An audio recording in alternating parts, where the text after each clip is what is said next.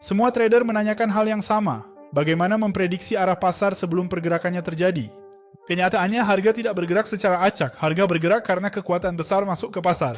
Siapapun yang mengerti ini berhenti beroperasi dalam kegelapan. Saya akan menunjukkan cara mengidentifikasi dana institusional menggunakan dua indikator cerdas di TradingView.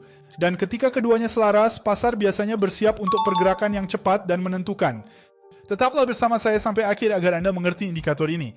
Pertama, kita harus berada di tradingview.com. Saya suka menggunakan grafik forex seperti EWR_USD, AUD_USD, USD_JPY untuk indikator ini. Pada grafik 1 menit karena saya ingin entry cepat dan pergerakan singkat. Jadi indikator pertama yang akan kita tambahkan ke grafik masuk ke indikator dan cari Smart Money Volume Index. Lalu pilih opsi dari Algo Alpha. Cukup klik dan ini akan muncul di bagian bawah grafik Anda. Kemudian kita harus melakukan beberapa penyesuaian pengaturan di sini. Kemudian masuk ke Style dan kita akan menghapus centang pada Smart Money Candles dan juga Values yang ada di status line. Kita bisa menyetujuinya di sini dan sekarang kita memiliki volume.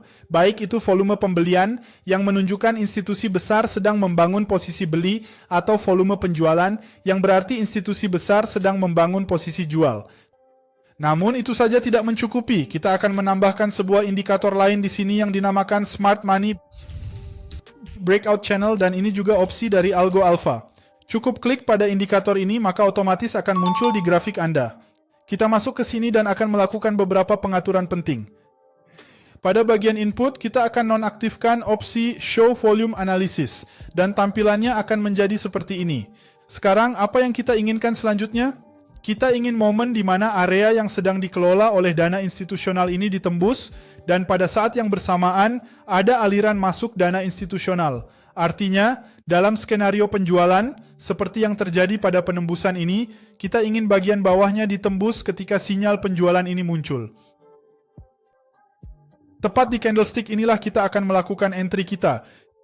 Jika di bagian bawah juga berwarna merah yang menunjukkan penjualan, artinya volume jual dari institusi besar sedang masuk. Dalam situasi ini, begitu candlestick ini memberikan kita pemicu, kita akan segera melakukan entry ke pasar. Di sini, saya pakai grafik 1 menit. Jadi kita akan selalu entry untuk 5 menit ke depan atau 5 candlestick berikutnya. Di platform yang saya gunakan, kita bisa trading begitu. Jadi saya akan melakukan entry 5 menit di platform tersebut dan jika dalam 5 candlestick berikutnya harga ditutup di bawah candlestick tempat saya masuk, saya akan mendapatkan hasil saya. Nanti saya akan beritahu tentang platform ini dan bagaimana cara menggunakannya. Ini tidak tergantung pada pergerakan grafik, melainkan pada penutupan candlestick berikutnya di bawah titik entry saya ini. Jika ditutup dalam periode waktu tertentu, saya akan mendapatkan hasilnya. Bagi yang ingin berlatih membaca candlestick ini di luar, saya sertakan link platform yang saya gunakan di deskripsi video. Di sana Anda bisa melihat grafik persis dengan waktu yang saya sebutkan seperti 1 menit, 5 menit, dan bahkan 15 menit. Jadi akan mudah untuk menerapkan jenis studi ini dalam praktik. Ingat, di channel ini saya hanya fokus pada bagian edukasi, menganalisis pola, probabilitas, dan perilaku harga. Dan untuk pembelian caranya sama tetapi berkebalikan. Harga akan berada dalam zona ini. Kemudian terjadi penembusan dan sinyal beli akan muncul. Saya membutuhkan volume institusional hijau yang masuk yaitu volume pembelian. Jadi pada candlestick ini saya akan menempatkan perintah beli saya untuk 5 candlestick yaitu selama 5 menit berjalan.